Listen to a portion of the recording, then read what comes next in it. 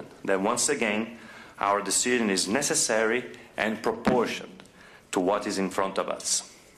Although the RPC remains suspended, they have made significant progress, and we have to recognize this. Russian para-athletes are regularly tested and are amongst the most scrutinized para-athletes in the world. Under the supervision of WADA, we now have greater confidence that the anti-doping system in Russia is no longer compromised and corrupted. We have also witnessed behavioral and cultural changes by the RPC, which we hope will one day positively influence officials within the wider Russian Federation. Because of this progress, it is now the IPC governing board's view that allowing Russian para-athletes who meet strict criteria to compete at Pyeongchang 2018 as neutrals will not jeopardize our responsibility to ensure clean sport and a level playing field for all athletes.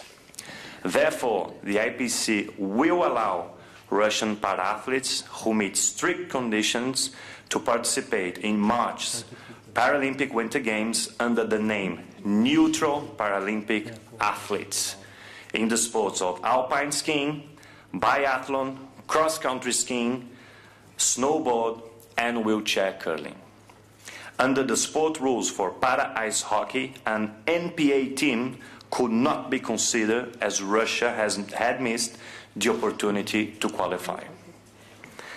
The delegation named Neutral Paralympic Athletes is a slight modification of a name the IPC has been using for this group of para-athletes since September, as part of an interim measure we introduced to allow Russian athletes to compete as neutrals in qualification events in snow sports. Para-athletes will compete under the Paralympic flag and in a uniform that has no national identification that relates to Russia. The Paralympic anthem will be played in any ceremony. Later today, the exceptional eligibility measures that para-athletes and officials must meet in order to be part of the NPA delegation will be published on Paralympic.org, the IPC's website. Key points are that para-athletes must meet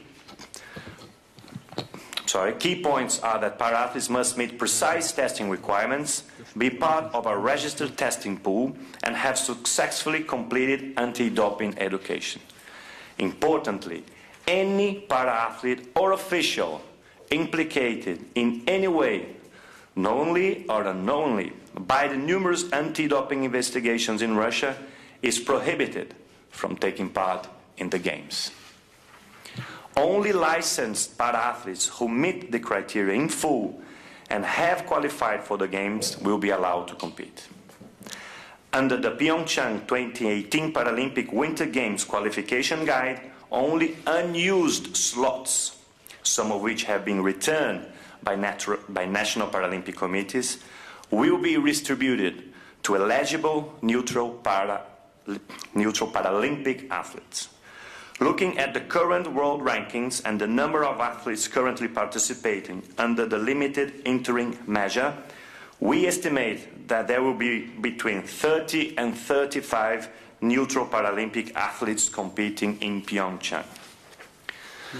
Following Pyeongchang 2018, the IPC Governing Board will meet once again to determine what this decision means for Russian para-athletes competing in summer sports that are governed by the IPC. We hope this decision will be fully respected not just by the RPC, but by the Paralympic movement as a whole.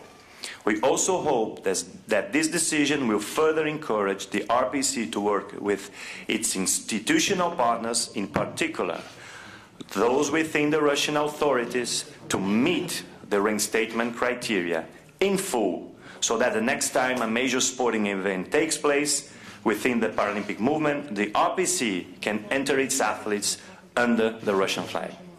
Thank you very much. Thank you, Mr. President. Just to put it in perspective, the delegation size, in Sochi, the Russian team has 69 athletes. So we're estimating between 30 and 35 in Pyeongchang. Chelsea. Thank you. Good morning, everyone. As a three-time Paralympian, I took immense pride in representing my country on the international stage. Competing at the Paralympic Games was the pinnacle of my swimming career, and to stand on top of the podium to hear my national anthem is something that I, together with my family and my friends, will never forget and cherish for the rest of my life. Since the IPC suspended the Russian Paralympic Committee in August of 2016, I have regularly heard both sides of the argument for and against Russia's participation in IPC-sanctioned competitions in my position as chair of the IPC Athletes Council. 17 months ago, Russian para-athletes who had trained for years to compete at the Rio 2016 Paralympic Games could not participate on the biggest stage of all as a result of the RPC's suspension. It was a decision that was hard to take for all Russian para-athletes, and my fellow Athlete Council member, Mikhail Tretniev, has shared with us many of the views from the athletes from his home country. Ultimately, however, the IPC's decision of August 2016 was the correct one. It was necessary and proportionate to the situation it faced at the time, and was a decision that was supported by the majority of athletes from around the world. The reason why it was supported by so many is that as an athlete, when you line up on the start line, you want to do so confident that everyone is there on an even playing field. The McLaren report, published 54 days before the Rio 2016 opening ceremony, revealed the anti-doping system in Russia to be completely broken, and that both summer and winter athletes had benefited from practices that have absolutely no place in sport. Had Russians taken part in Rio 2016 or subsequent IPC-sanctioned competitions, there would have been no trust, no certainty as to whether these athletes were clean or not, and no confidence that there was a level playing field for all competing para-athletes. I think all para-athletes within the Paralympic movement will always feel an element of sympathy for the Russian athletes that could not compete at Rio 2016. They knowingly or unknowingly were part of a complex and highly calculated system that was designed to cheat their opponents. And this is why this sympathy is mixed with anger and regret. Anger that para-athletes have missed out on international medals, including Paralympic medals at the Sochi 2014 Games, and regret that para-athletes have been denied the opportunity to stand atop the podium to hear their national anthem and prevented from reaping the benefits of winning a gold medal.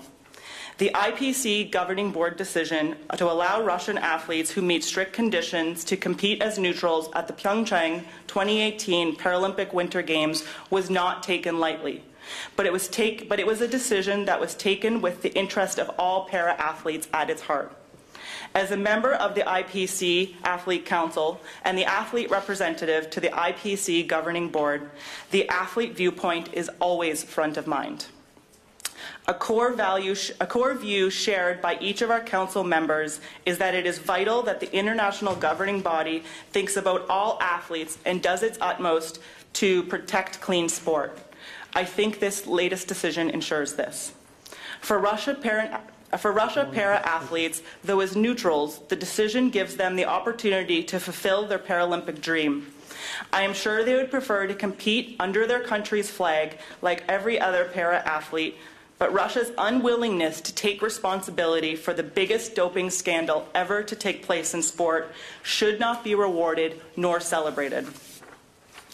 For the athletes of the other competing countries, they can compete in confidence that their rivals are regularly tested by RUSADA and others under the supervision of WADA and the International Paralympic Committee. To compete in Pyeongchang, Russian athletes will have to also meet strict conditions. A level playing field is all any athlete wants, and I truly believe we'll have this in Pyeongchang when the Paralympic Winter Games open on March 9th. Thank you. Thank you, Chelsea. We will now open the floor to questions. Standard procedure, if you've got a question, raise your arm, state your name and publication, and wait for the microphone to come to you, and then we'll take it from there. So we'll start. Whoa. We will start with Liam from Inside the Games. Is it on here? To Andrew, Liam from Inside the Games. Chelsea just said there that Russia should not be rewarded for an unprecedented attack on sport, yet there will still be Russian athletes in Pyeongchang at the Paralympics competing. So you're saying that they shouldn't be rewarded, but 30 to 35 might still compete, which is around half of who competed in Sochi. So are you expecting this decision to be criticised at all? And what would you say to those who might say that Russia should have been banned completely? Thank you. Well, we took a decision that was ahead of Rio 2016 that was necessary and proportioned at that time. Now, 17 months later, we face a different situation where, differently from the Rio period, when we couldn't guarantee which athletes were clean and which athletes were not.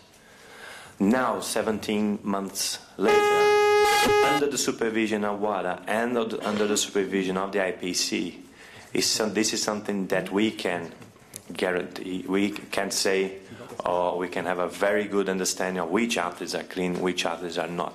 So it's a completely different situation now from our point of view. And again, we are taking a decision that it's necessary and proportioned. We don't think that we are weaken our position in any way. People might have opinions about that around the world, but we often said during our deliberations last Saturday, can we look in the eyes of the athletes, all of them, and say that we are doing everything that we can to guarantee a level playing field? And the answer was yes. So we are not rewarding Russia, but we are allowing athletes that we believe are clean to compete under a neutral flag. Go for Peter at the back there. Hello, hi. Peter Oliver from RT International. If I could, to Mr. Parsons and also for a follow-up to Dr. Van der Vliet. We are still going to see a situation where athletes that have never tested positive for any banned substances will not be able to compete in these games. I would like to hear from you how you think the investigation that WADA is conducting into B-sample bottles that, when frozen, are easy to open, how that impacts the Russian investigation, how that impacts your thoughts, and to Dr. Van der Vliet, the medical implications of what seemingly is a problem with viability of B-samples, that these bottles could be opened when frozen. If you don't mind, I will defer to Peter to answer the first questions and the questions that are more technical. And immediately after, I will give my opinion from up to a presidential point of view. Peter, please. Thank you and good morning to all. We got, as you did, overnight the message about the bottles and problems that arise there. We don't have an answer to that question, that subject of investigation, primarily by the laboratory, by WADA and by Berlinger, the company who produces these bottles. However, these bottles were not in use in 2014. These bottles are bottles that is a new generation of bottles that were, to my understanding, only introduced September 2017. So it was more a question of what it meant to the viability of a drugs testing system, if you have issues like this. The fact that an alert system kicked in and that a laboratory reported gives us the confidence that these checks and balances are in place. They do not compromise the anti-doping system as such. Obviously, it keeps us on alert that we need to consider improvements wherever they can be made. But for me, as being responsible operationally for the implementation of an anti-doping program, it's very good to see that immediately upon something happening, reporting has been put in place and follow-up has been initiated. Thank you. I couldn't have answered those technical questions, sorry, with such great detail. The athletes were implicated in a system, so only the athletes that we can prove and therefore they meet strictly the criteria that was set up are the ones that we were allowed to compete. So it's not a matter of if I think it's fair or not, it's a matter of meeting a criteria that was approved by the IPC governing board. The board's duty is to ensure a level playing field for athletes in Pyeongchang.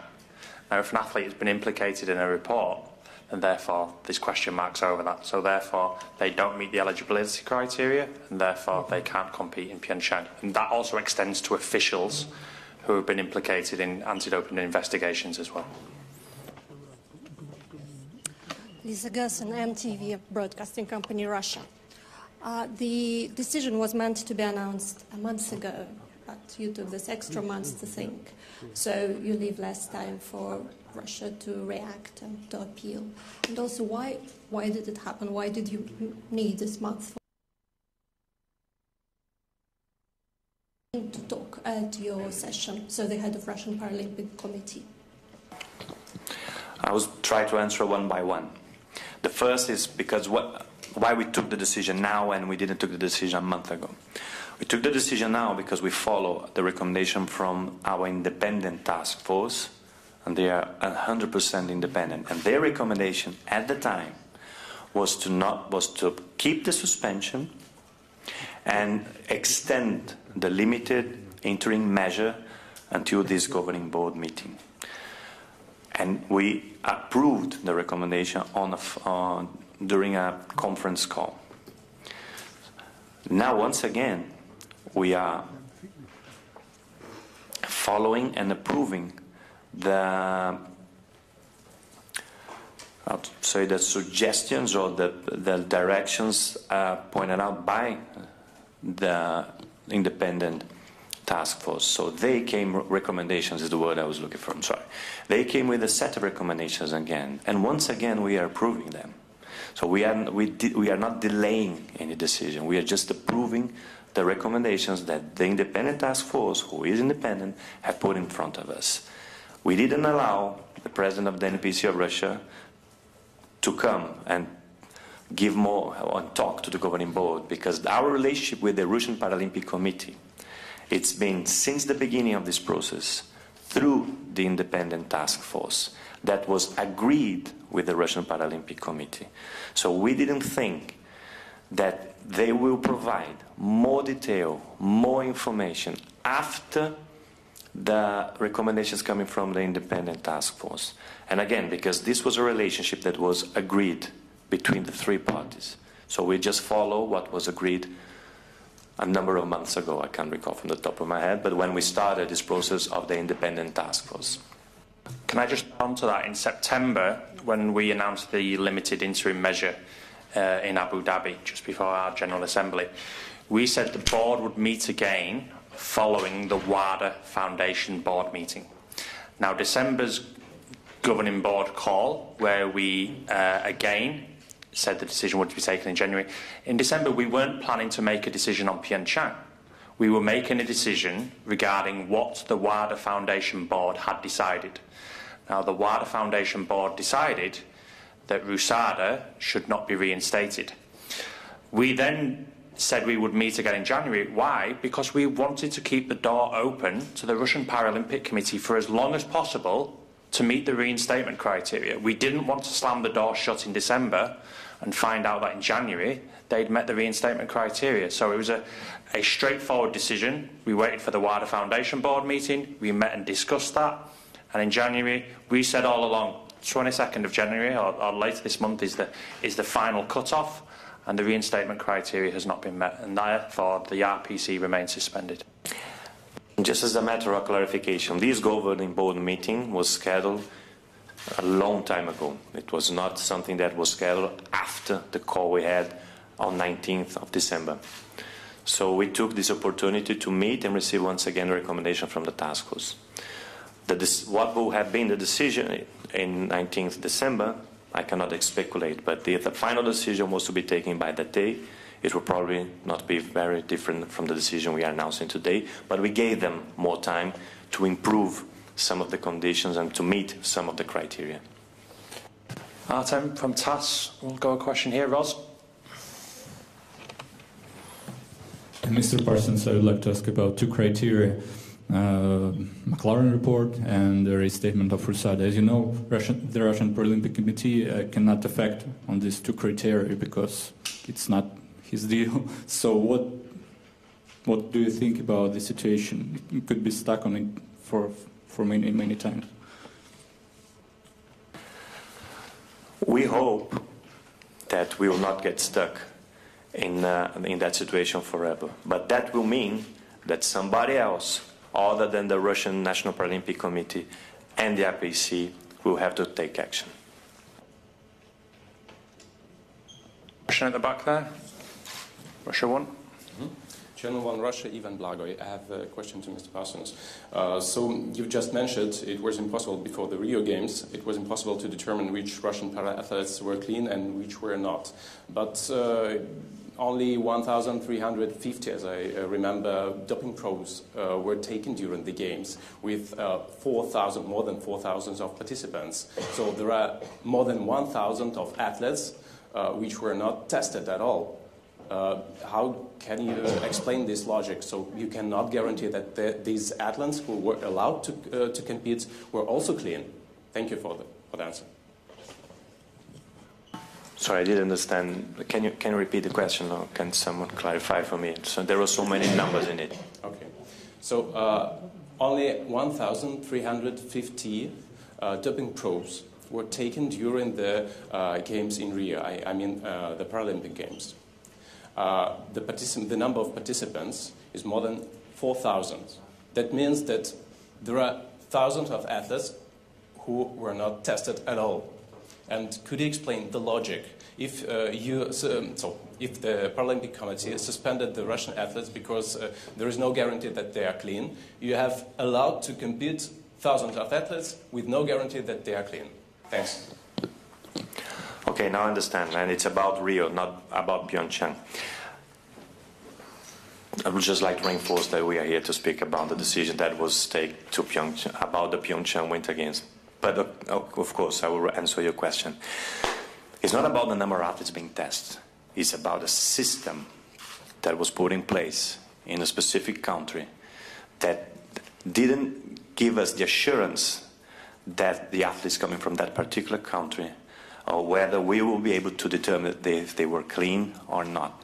And as I said in the beginning, the participation of Russia in that edition of the Paralympic Games of any athlete will probably put a strong question mark in the integrity of those games. Now, because of the improvements made by the Russian Paralympic Committee, when it comes to their anti-doping policy, we are taking a different approach. Also, to add on to that, it's not a case of just looking at testing at the Games. The McLaren report revealed that the Russian anti-doping system had been broken since at least 2011 through to 2016. So for 5 years, we couldn't have trust that Russian athletes were clean or not. This isn't a question about testing at the Games. This is leading up to the Games. Could we ensure that Russian athletes were clean? And the answer categorically is no. Now, we believe we're in a stronger position leading up to the Games, where Russian athletes are regularly tested by, under the supervision of WADA, and when they're attending IPC competitions by the IPC.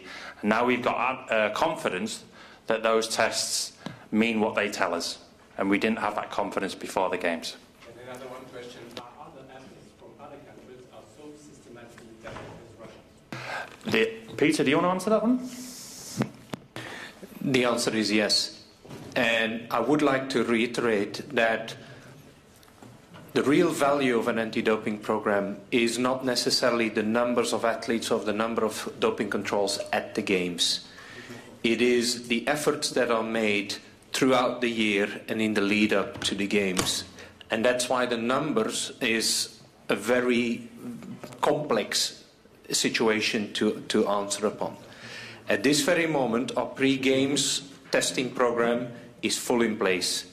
That covers all the athletes that are in the long list, that are potential candidates to be finally selected for the Pyeongchang Games, and having the limited interim measures in place in September allowed the IPC to enter and allowed Russian Paralympic Committee to enter athletes in certain competitions, which also allowed the IPC to have these athletes in our radar, to consider any testing that needed to be done and take them on board with the same scrutiny and the same values as we do with any other athlete that are on a road to Pyeongchang. Question on the front row here. Yes, Kosuke Nagaki from the Asahi Shimbun. Question to President Parsons. So Saturday's council was very long discussion. So did you take a vote for determining that allowing the neutral athletes to compete? If so, was there a unanimous decision or not? Thank you. We took two decisions at the meeting.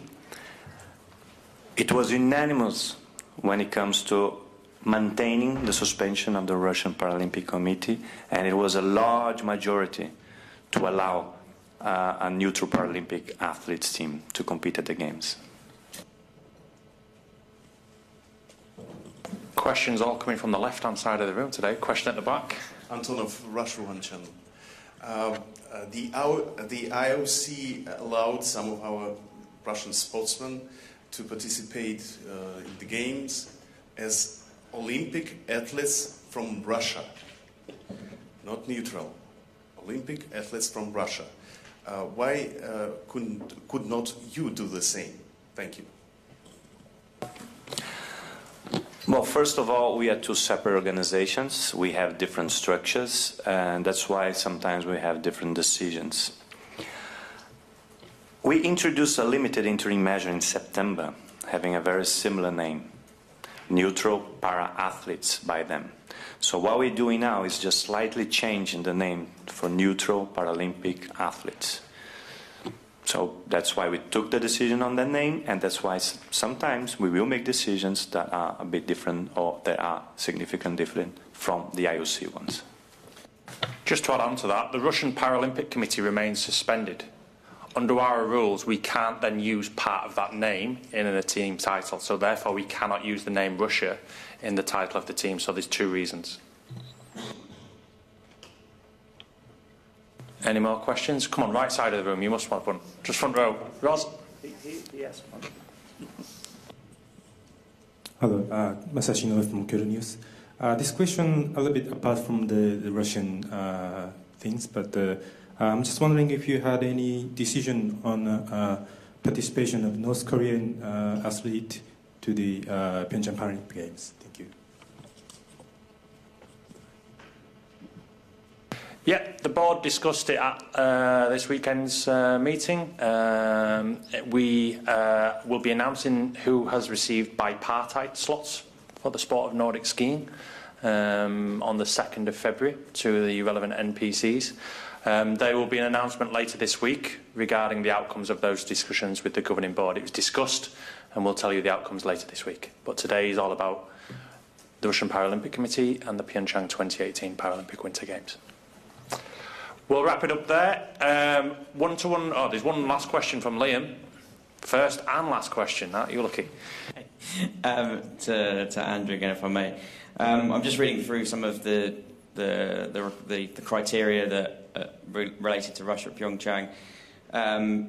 How exactly will this no Russian flag emblem be policed at Pyeongchang? Because it's easy to say we won't do it, but then how do you stop people bringing in flags and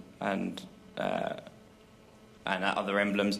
And can you clarify exactly what so is it the coat of arms, the emblem, the Paralympic Committee logo? What exactly can't they bring and what can't be visible at Pyeongchang venues? Thank you.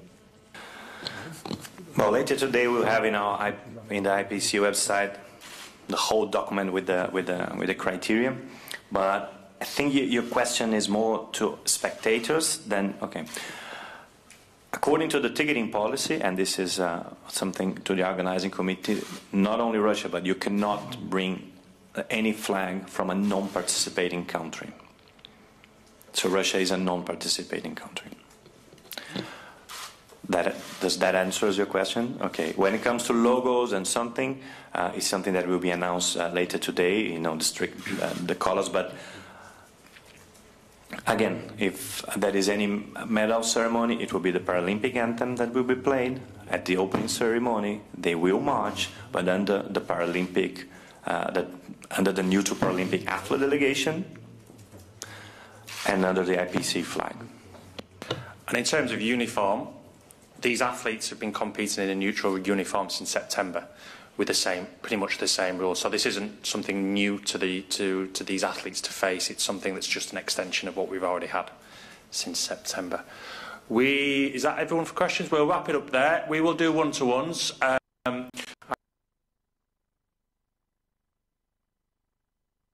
President. If you want to interview the President as well and you've not already been to see me, then please come and add your name to the list. We can do the interviews either inside or outside. We also have Chelsea Gotel, our chairperson of the IPC Athletes Council, available for interview, and Peter van der Vliet, who's our medical and scientific director. If you'd like to interview Chelsea or Peter, please speak to my colleague Raphael, who's to the left-hand side, and speak to me if you wish to interview President Parsons. Thank you. We'll speak soon.